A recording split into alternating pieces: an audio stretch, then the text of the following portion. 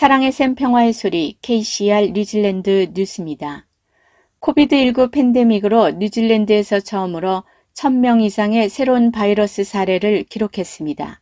사례가 가장 많이 집중된 곳은 오클랜드로 861명 있었지만 그 수는 전국적으로 증가하고 있습니다. 수요일에 56명이 병원에 입원했으며 이는 하루 전보다 16명이 증가한 수치입니다.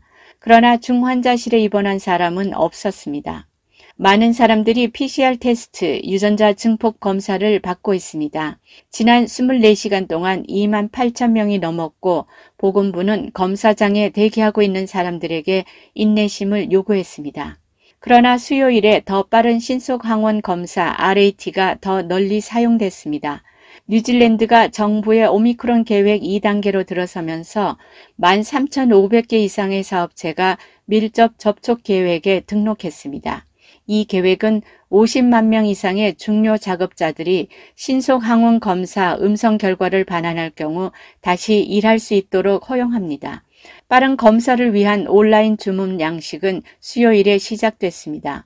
대부분의 사람들은 전화보다는 문자 메시지를 받게 되며 밀접 접촉과 같은 세부 정보를 제공하고 추가 지원을 요청하기 위해 온라인 양식을 작성합니다.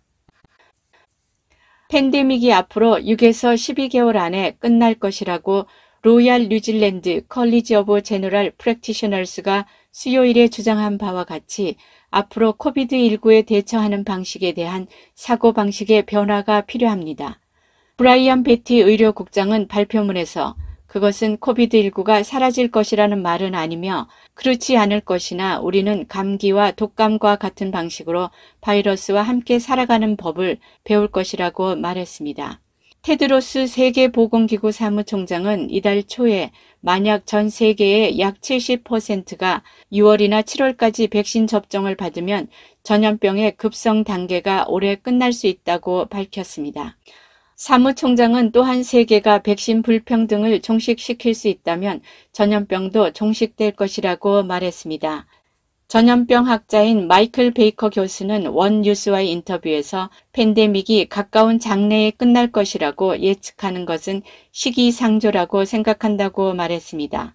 그러나 베이커 교수는 코비드19의 최대 체력의 정점이 발생하면 세계는 바이러스가 독감과 같은 다른 전염병처럼 될 수 있는 평온한 기간에 들어갈 수 있으며 이 시나리오는 가능성 있는 범위 내에 있다고 말했습니다. 베이커는 전 세계적으로 너무 많은 전파가 발생함에 따라 바이러스가 계속 진화하고 있다고 말했습니다. 이는 미래에 더 많은 변종이 있을 것임을 의미합니다.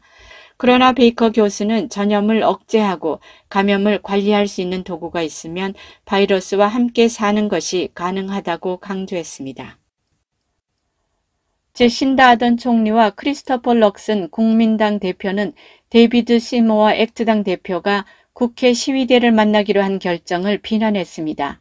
시모어 액트당 대표는 화요일에 국회에서 야영을 하고 있는 반백신 의무 시위대와 만난 최초의 의원이 되었으며 시위의 최악의 요소를 제거하려는 전제 조건이 있는 열린 대화였다고 말했습니다. 시위는 이제 국회에서 2주째로 접어들었습니다.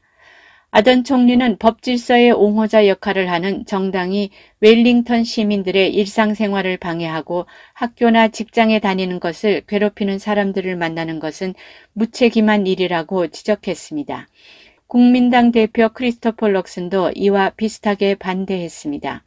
럭슨은 우리는 시위할 권리를 존중하지만 그들은 법치 안에서 시위를 해야 하며 우리의 관점에서 볼 때 지금은 아니라고 강조했습니다. 자신감이 생기는 영어 공부, 무료 영어 공부 코스 다이나스펙이 있습니다. 한국어 문의는 027-514-6408. 새로운 여론조사에 따르면 국민당은 정당 지지율 30대 초반을 벗어나 노동당에 대한 격차를 좁혔지만 따라잡지는 못한 것으로 나타났습니다. 라이트윙 텍스페이어스 유니언의 최근 월간 여론조사에 따르면 노동당은 1.1%포인트 상승한 42.3%의 정당 지지율을, 국민당은 5.4%포인트 상승한 38.4%의 지지를 받았습니다. 그린 정당은 4.4%포인트 하락한 6.3%, 액트당은 4.9%포인트 하락한 6.6%로 떨어졌습니다. 이는 노동당과 그린당과의 좌파와 국민당과 액트당의 우파 간의 격차가 1월 9석에서 2월 5석으로 줄어들었다는 것을 의미합니다. 크리스토퍼 럭슨 국민당 대표가 선호하는 총리 지지도에서 10.1%포인트 상승한 28.5%를 보였으며 저신다 아던 총리는 1.4% 오른 38.9%로 럭슨을 크게 앞섰습니다. 가격에 민감한 쇼핑객들은 올해 많은 식료품, 특히 유제품과 육류와 함께 상추와 같은 잎채소들의 가격 인상을 주목하고 있습니다. 이는 지난 1월 식품 가격이 5년 만에 가장 큰 폭인 2.7% 상승한 데 따른 것입니다. 뉴질랜드 통계청은 과일과 야채 가격이 9.9% 상승해 월별 가격 상승의 가장 큰 원인이라고 밝혔습니다. 우유, 치즈, 계란은 9.4%, 육류, 가금류, 생선 가격은 3.6% 올랐습니다. 다른 신선한 야채들과 함께 상추 가격도 폭등해 상추 가격이 여름에 $6에 육박하고 있습니다. 12월 분기 기준으로 3년 연속 높은 5.9%의 인플레이션을 기록했습니다. 경제학자들은 인플레이션이 2022년 3월 분기에 약 6.5%로 정점을 찍을 수 있다고 시사했습니다. 그러나 최근 몇 달 동안 인플레이션이 얼마나 높아질지, 얼마나 오래 상승할지에 대한 경제학자들의 예측은 꾸준히 상승하고 있습니다. 이미 2월 23일 수요일에 있을 다음 심사에서 다시 기준금리 OCR이 현재 0.75%에서 1%로 인상할 것이라는 추측이 나오고 있습니다. 중앙은행이 올해 7차례 심사 때마다 OCR을 인상할 수 있다는 전망이 나오면서 올해 말까지 OCR을 2.5%로 끌어올릴 것이라는 전망입니다. 오늘의 환율 정보입니다. 뉴질랜드 달러와 대비 원화의 기준 환율은 795원 35전, 한국에서 보낼 때 803원 30전, 한국에서 받을 때 787원 40전입니다.